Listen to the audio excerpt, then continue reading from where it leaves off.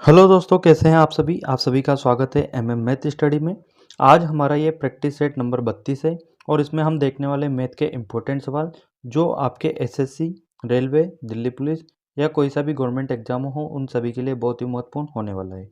और आज इस वीडियो में हम जो केंद्रीय कोण वाले आपके जो डायग्राम आते हैं उनके भी क्वेश्चन मैंने इसमें ऐड किए हैं। तो वीडियो को एंड तक देखना और जो लोग चैनल पर नए हैं चैनल को सब्सक्राइब करना। चलिए चलते हैं हमारे सवाल नंबर 1 की तरफ। हमारा सवाल नंबर 1 है, दो संख्याओं का अनुपात 3:4 है और उनका मस 4 है, उनका लस क्या होगा। तो हमें क्या दिया गया है, एक तो संख्याओं का अनुपात दिया गया है 3:4 और जो ये मस दिया गया है ये अपने पास क्या होता है, ये होता है अपने पास में HCF। और HCF हमें कितना दिया गया है 4 और उनका LCM हमें निकालना है। लस जो होता है वो LCM होता है। अब क्या करेंगे, जो अनुपात दिया गया है उसमें HCF का हम गुणा कर देंगे।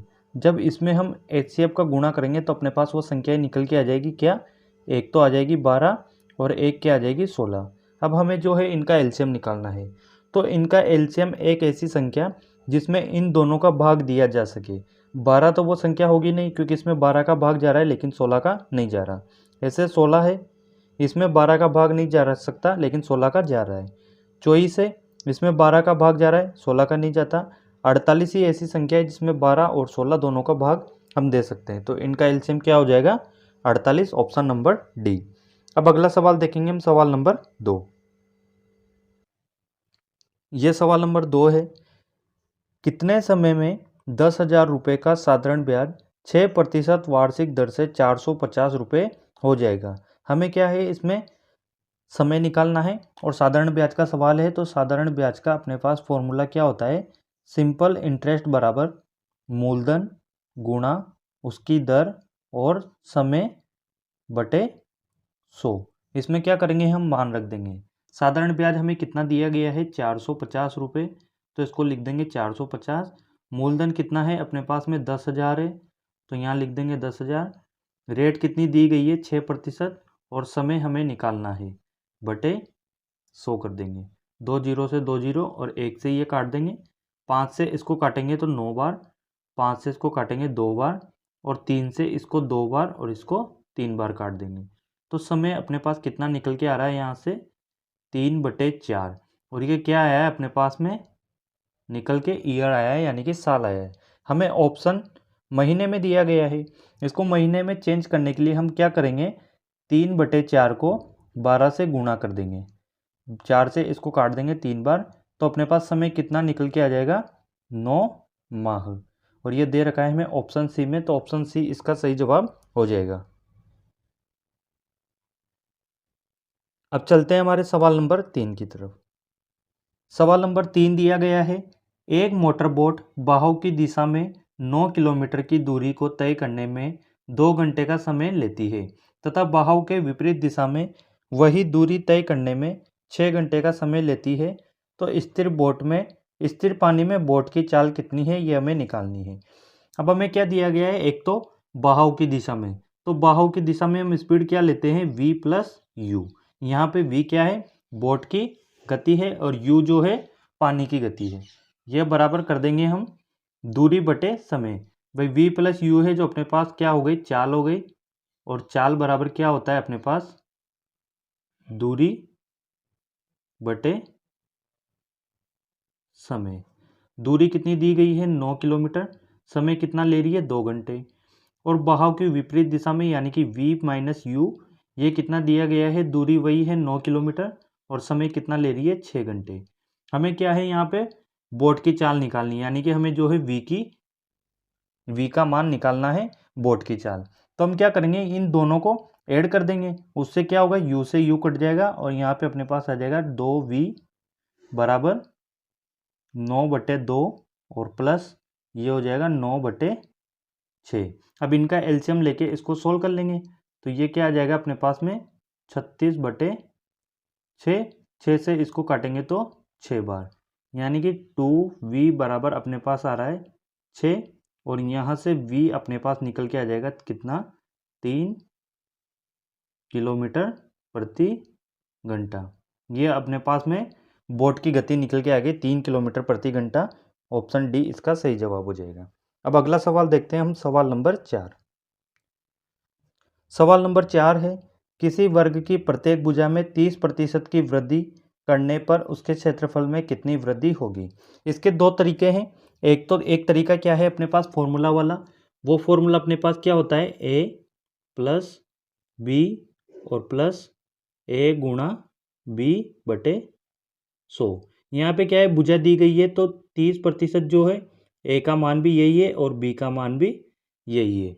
तो हम क्या करेंगे, यहाँ पे लिख देंगे इसको 30 और बी का मान भी ए ही है, तो ये क्या लिख देंगे 30 प्लस 30 गुणा 30 और बटे 100।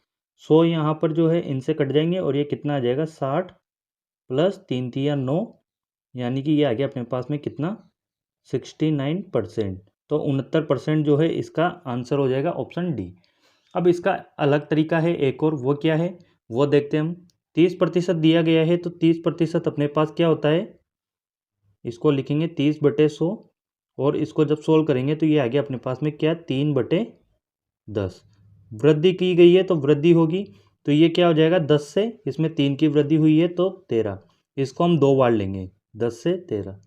2 बार क्यों लिया गया है, क्योंकि वर्ग का क्षेत्रफल दिया गया है और वर्ग का क्षेत्रफल क्या होता है अपने पास a²।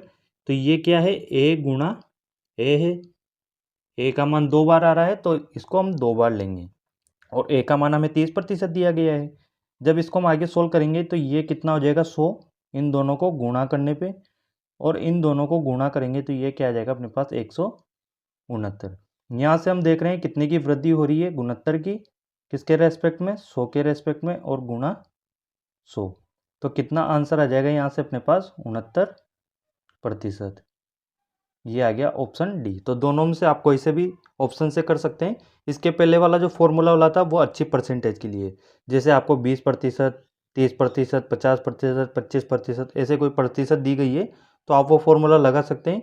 और आपको थोड़ी डिफिकल्ट वाली अगर परसेंटेज दी गई है तो आप ये वाला मेथड यूज कर सकते हैं। अब चलते हैं हमारे सवाल नंबर 5 की तरफ।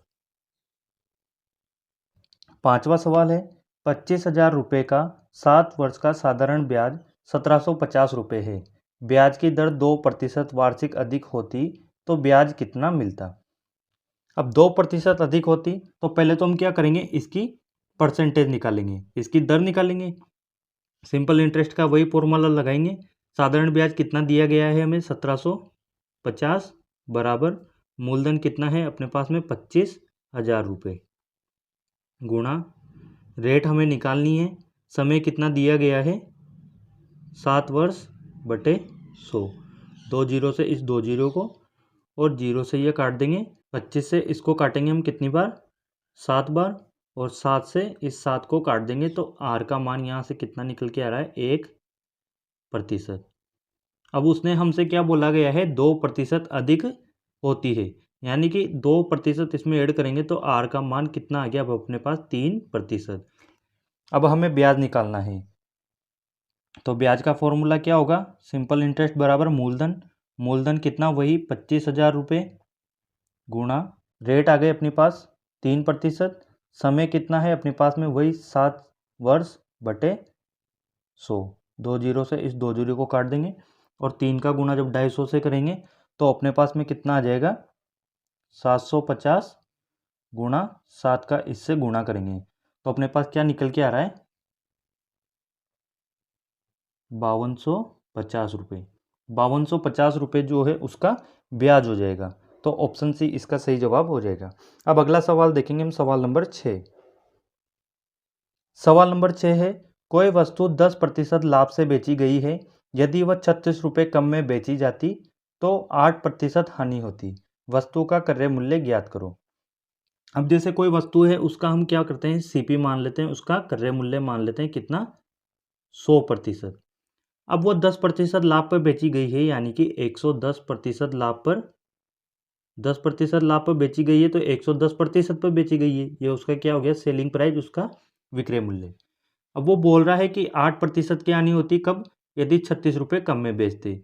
तो 100 रुपये अगर उसका कॉस्ट प्राइस है और 8% की हानि होती तो उसको कितने प्रतिशत पर बेचता वो 92% पर। यहाँ पे हम देख रहे हैं परसेंटेज में उसका लॉस कितना हो रहा है, जो इसका अंतर आ रहा है वो कितना है, 18%। और ये 18% का लॉस क्यों होता है, क्योंकि 36 रुपये कम में बेच रहा है। तो इसको बराबर कर देंगे 36 रुपये के। यहाँ से 1% का मान आ जाएगा अपने पास कितना, 2 रुपये। और हमें क्या है, उसका क्रय मूल्य निकालना है। क्रय मूल्य हमने कितना माना था, 100%। 1% का मान 2 है, 100% का मान यहाँ से कितना आ जाएगा अपने पास में, 2 गुणा 100। तो ये कितना आ जाएगा, 200 रुपये। ऑप्शन बी इसका सही जवाब हो जाएगा, 200 रुपये। अब अगला सवाल देखते हैं, सवाल नंबर 7। सवाल नंबर 7 है, एक आदमी अपनी आय का 45% मकान पर, 15% शिक्षा पर व 20% अन्य मदों पर खर्च करता है। यदि उसके पास 75 रुपये बच जाते हैं तो उसकी आय बताएं। अब उसकी आय क्या करते हैं, हम 100% मान लेते हैं। ये हमने जो है उसकी आय मान ली। अब इसमें से क्या करता है वो, 45% तो मकान पर खर्च कर देता है। ये 45% उसने जो है मकान पर खर्च कर दिए, उसके होम पर खर्च कर दिए। 15% वो क्या करता है, शिक्षा पर खर्च कर देता है, यानी कि ये एजुकेशन पर उसने खर्च कर दिए। और 20% जो है अन्य मदों पर खर्च कर देता है, यानी कि 20% जो है उसने अदर में खर्च कर दिए। और उसके पास 75 रुपये बचते हैं। अब टोटल उसने परसेंटेज में हम देखेंगे तो कितना खर्च कर दिया, 45 और 15, 60 और 20, 80% तो जो है वो खर्च कर चुका। बाकी के कितने बचेंगे, उसके पास 20% बचेंगे। और ये 20% किसके बराबर हो जाएगा, उसके पास 75 रुपये हैं, इसके बराबर हो जाएगा। तो 20% बराबर हो जाएगा 75 रुपये के। और हमें क्या है, उसकी आय निकालनी है, जो हमने कितनी मानी थी, 100 मानी थी। 100 करने के लिए इसको क्या करेंगे, 5 से गुणा, और इसको भी 5 से गुणा कर देंगे। तो 100% का मान यहाँ से निकल के आ रहा है कितना, 75 को 5 से गुणा करेंगे तो ये आ गया अपने पास में 375 रुपये। ऑप्शन सी इसका सही जवाब हो जाएगा, उसकी आय 375 रुपये है। अब अगला सवाल देखते हैं, सवाल नंबर 8। सवाल नंबर 8 है, जिसमें हमें एक ये चार्ट दिया गया है, वृत्ताकार है, और इसमें अलग अलग मान दिए गए हैं।